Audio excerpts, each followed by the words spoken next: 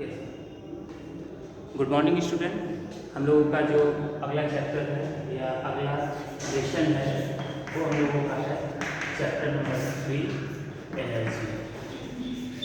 हम लोगों का क्या है एनर्जी। तो सबसे पहले जानते हैं कि एनर्जी क्या होता है।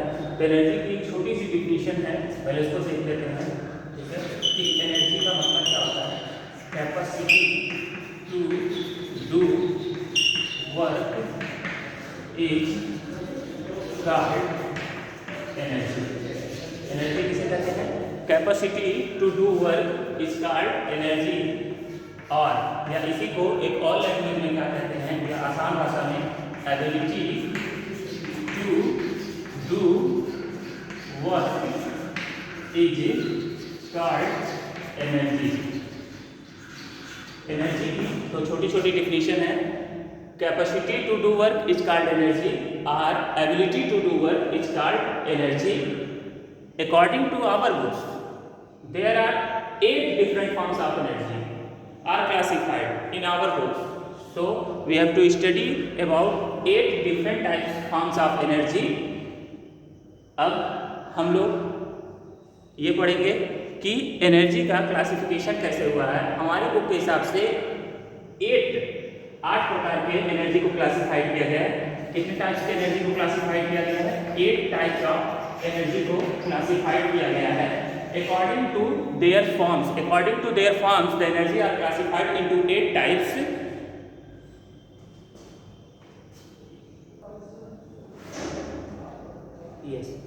Yes student. अब हम लोग पढ़ेंगे फॉर्म्स ऑफ एनर्जी के बारे में कि कितने फॉर्म्स की एनर्जी होती है।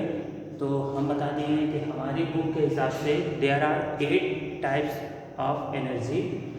देखते हैं कि कौन कौन सी एनर्जी है। सबसे पहला है मैकेनिकल एनर्जी, फिर है electrical energy, magnetic energy, light energy, sound energy, nuclear energy, chemical energy, heat energy.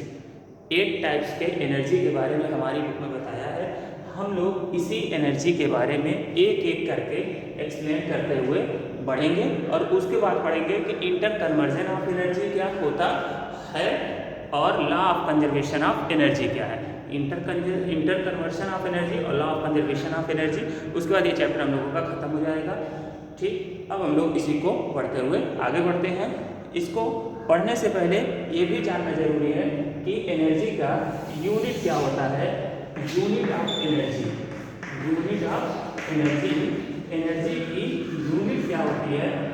तो एनर्जी की जो यूनिट है वो है SI unit of energy joule. क्या है जूल। सिंबल इसका क्या है J।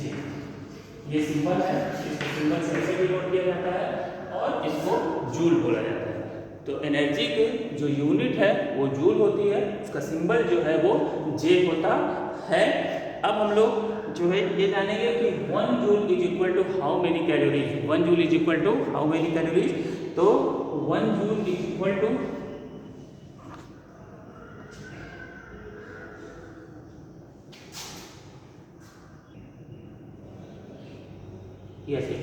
अब हम लोग जानेंगे कि 1 कैलोरी में कितना जूल एनर्जी होता है। तो 1 calorie is equal to 4.186 joule. ये भी एक छोटा सा टॉपिक हमारे बुक में है कि 1 calorie is equal to how many joule. तो 1 calorie is equal to 4.186 joule. ये हो गया। अब हम लोग एक एक एनर्जी के बारे में एक्सप्लेन करते हुए आगे बढ़ेंगे। तो सबसे पहले हम लोग जो है वो पढ़ते हैं कि कौन सा एनर्जी। सबसे आसान जो हमारा एनर्जी है वो है हीट एनर्जी। सबसे पहले हम लोग हीट एनर्जी के बारे में पढ़ेंगे। जो आसान एनर्जी है सबसे पहले उसको समझते हैं, फिर थोड़ा थोड़ा लेवल में बढ़ाते हुए आगे बढ़ा जाएगा। तो सबसे पहले जो है हम लोगों का वो है हीट एनर्जी। हीट एनर्जी किस लिए बताया जा रहा है क्योंकि यह बहुत ही सिंपल है और आसान है, जिससे समझने में भी आप लोगों को बहुत आसानी रहेगा। देखिए हीट एनर्जी क्या है। हीट मतलब होता है और हीट का सेंस है हॉट से। हीट का सेंस क्या है हॉट से, मतलब ऐसी एनर्जी जिसको जब बर्न किया जाए, कोई भी एनर्जी या कोई भी ऑब्जेक्ट जिसको जब बर्न किया जाए और बर्न करने के बाद अगर जो उसमें से हीट निकले, क्या निकल रहा है हीट निकल रहा है, उसमें से क्या निकल रहा है हीट निकल रहा है, तो कह सकते हैं कि वो जो एनर्जी का फॉर्म है वो हीट एनर्जी के रूप में है। एग्जाम्पल के माध्यम से समझेंगे कि कैसे हीट एनर्जी के बारे में बात कर रहा है। तो अब देखिए, अगर जो आपने डीजल, पेट्रोल, केरोसिन, ठीक है, डीजल हो गया, पेट्रोल हो गया, केरोसिन मतलब होता है मिट्टी का तेल, केरोसिन मतलब होता है मिट्टी का तेल। अगर जो आप लोगों ने नाम सुना है या कभी देखा होगा, या हम लोग वुड की बात कर लेते हैं। वुड मतलब क्या होता है? लकड़ी होता है। वुड की बात कर लेते हैं कि लकड़ी से कैसे एनर्जी मिलता है। तो अगर जो आप लोगों ने देखा होगा या कभी आप लोगों ने खुद वुड को बर्न किया होगा, तो आप देखते हैं जब आप वुड को बर्न करते हैं ठंडियों में, अक्सर हम लोग उसको, ठीक है, यूज करते हैं। तो अगर जो आपने वुड को बर्न किया होगा तो उसमें से हीट निकलता है। इसका मतलब क्या है कि वुड के अंदर भी एक फॉर्म ऑफ एनर्जी है। जब उसको हम लोग जलाते हैं या बर्न करते हैं तो उसमें से एक हीट एनर्जी निकलता है। तो हीट एनर्जी कहने का सेंस ये है कि जब किसी ऑब्जेक्ट को हम लोग बर्न करते हैं, कोई भी चीज़ को जलाते हैं, उसमें से जो एनर्जी निकलता है वो होता है हम लोगों का हीट एनर्जी। वो क्या होता है? हम लोगों का हीट एनर्जी होता है।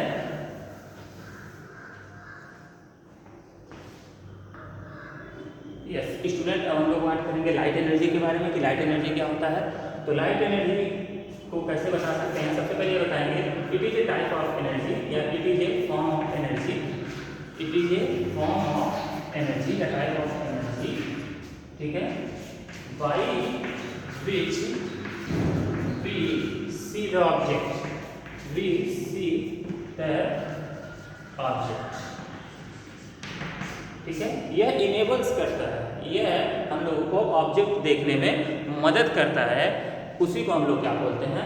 Light energy. It is a form of energy by which we see the object is known as light energy, या इसी को हम लोग बोलते हैं लाइट एनर्जी। यह सनलाइट या फोटोसिंथेसिस के माध्यम से, ठीक है, पौधों में होता है। फोटोसिंथेसिस आप लोग पढ़े होंगे बायो में, तो यह पौधों में भी होता है। स्टूडेंट, अब हम लोग पढ़ेंगे केमिकल एनर्जी के बारे में। कौन सी एनर्जी के बारे में पढ़ेंगे? केमिकल एनर्जी के बारे में। कि केमिकल एनर्जी किसे कहते हैं?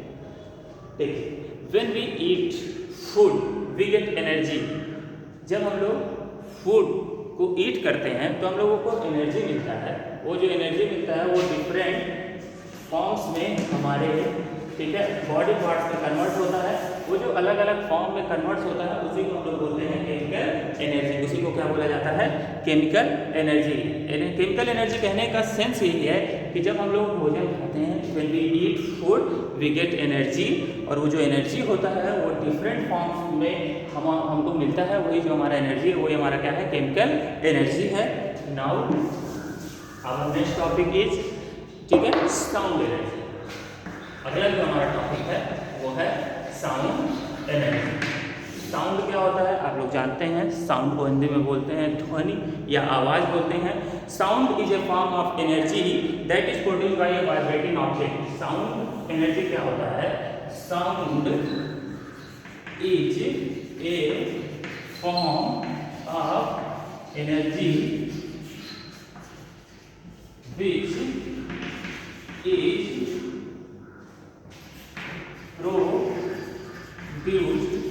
by a vibrating object।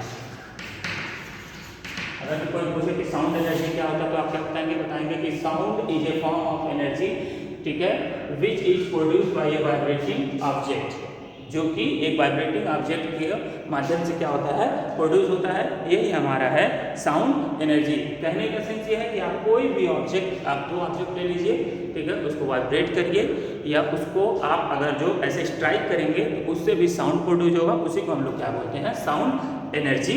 अब जो हमारा अगला एनर्जी है वो हम लोगों का इलेक्ट्रिकल एनर्जी। अगला फॉर्म ऑफ एनर्जी क्या है हम लोगों का? Electrical energy.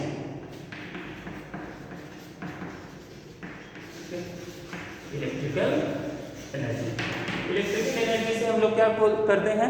इलेक्ट्रिकल एनर्जी जो है ये यूज होता है टरबाइन को रोटेट कराने में, ठीक है, टरबाइन को रोटेट कराते हैं। Electrical energy is use to rotate the turbine. Electrical energy is use to rotate the turbines. Turbines को रोटेट कराने के लिए हम लोग इलेक्ट्रिकल एनर्जी का यूज करते हैं, या इलेक्ट्रिकल एनर्जी का यूज हम लोग अपने घरों में भी करते हैं। इलेक्ट्रिकल एनर्जी जो है वो डिफरेंट टाइप्स में यूज होता है, अलग अलग जगहों पर अलग अलग रूप में हम लोग इसको यूज करते हैं।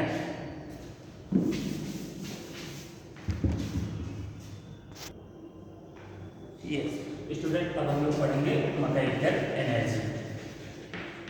अब हम लोग किस एनर्जी के बारे में पढ़ेंगे? मैकेनिकल एनर्जी के बारे में पढ़ेंगे।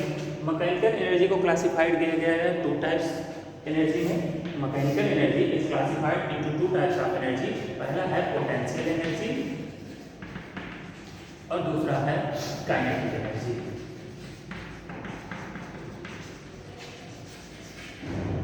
पहला है पोटेंशियल एनर्जी और दूसरा क्या है? Kinetic energy. Mechanical energy is classified into two types of energy. पहला है पोटेंशियल एनर्जी, दूसरा है काइनेटिक एनर्जी। अब ये जानते हैं कि पोटेंशियल एनर्जी क्या होता है। पोटेंशियल मतलब होता है रेस्ट। अगर जो पोटेंशियल का हम लोग मीनिंग देखें तो पोटेंशियल का मतलब होता है रेस्ट, या इसी का मतलब होता है पोजीशन। ठीक है, इसी का क्या मतलब होता है? पोजीशन। इसका मतलब ये है कि जो पोटेंशियल एनर्जी है वह किसी भी ऑब्जेक्ट में उस रूप में होगा जब वह ऑब्जेक्ट एकदम रेस्ट पोजीशन होगा। पोटेंशियल एनर्जी तब किसी ऑब्जेक्ट में होता है जब वह ऑब्जेक्ट क्या होता है? एकदम रेस्ट पोजीशन में होता है। जब वह एकदम रुका हुआ होता है उस समय कोई भी ऑब्जेक्ट जो रुका हुआ है उसमें कौन सी एनर्जी स्टोर रहेगी? तो बताएंगे पोटेंशियल एनर्जी।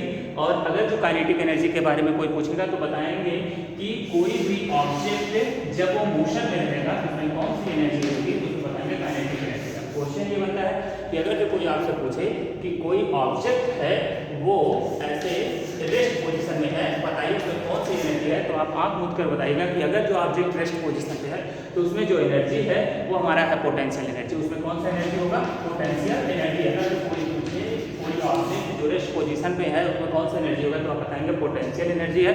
अगर जो कोई पूछे कि बताइए काइनेटिक एनर्जी कौन से ऑब्जेक्ट में होगी, तो आप बताएंगे कोई भी ऑब्जेक्ट जो रनिंग पोजीशन में है, कोई भी ऑब्जेक्ट जो कौन सा पोजीशन में रनिंग या वह मोशन में, या किस पोजीशन में है? मोशन में है, उसमें कौन सा एनर्जी होगा? तो काइनेटिक एनर्जी। अगर जो कोई वैन खड़ी है या कहीं पे कोई चीज़ पड़ा हुआ है तो ये समझ लीजिए उसका पोटेंशियल एनर्जी है। और अगर जो वही वैन या टू व्हीलर चल रही है तो उसमें कौन सी एनर्जी उस समय होगी? काइनेटिक एनर्जी होगी। ठीक, ये बात समझ में आई कि काइनेटिक एनर्जी और पोटेंशियल एनर्जी क्या होता है। अब इसकी डिफिनीशन ध्यान देते हैं कि पोटेंशियल एनर्जी क्या है और काइनेटिक एनर्जी क्या होता है।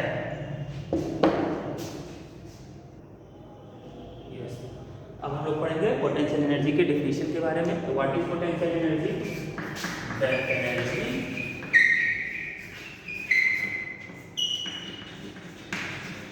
possessed by virtue of its position is known as, ठीक है, potential energy is known as potential energy. अगर जो कोई पूछे काइनेटिक एनर्जी क्या होता है, तो काइनेटिक एनर्जी की डेफिनेशन सिंपल सी है, क्या है? The energy possessed by virtue of its motion. यहाँ पर क्या हो जाएगा? मोशन। क्या हो जाएगा? Motion. The energy possessed by virtue of its motion is known as kinetic energy. वो हमारा क्या होता है? Kinetic energy. पोटेंशियल एनर्जी और काइनेटिक एनर्जी आप लोगों को समझ में आया।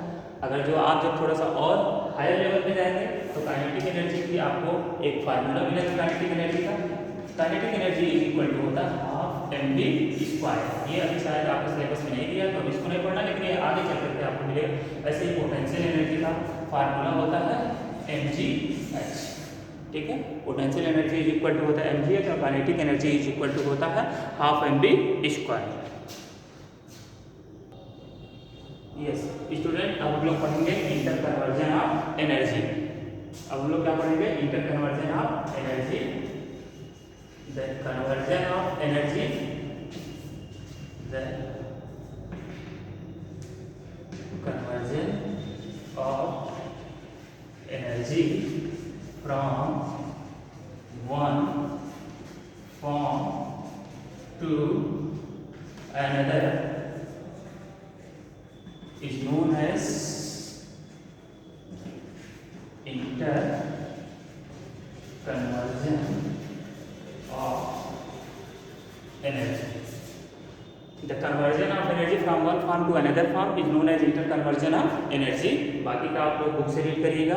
अगला जो हम लोगों का है वो है, ठीक है, कंजर्वेशन ऑफ एनर्जी। अगला जो टॉपिक है वो है हम लोगों का कंजर्वेशन ऑफ एनर्जी।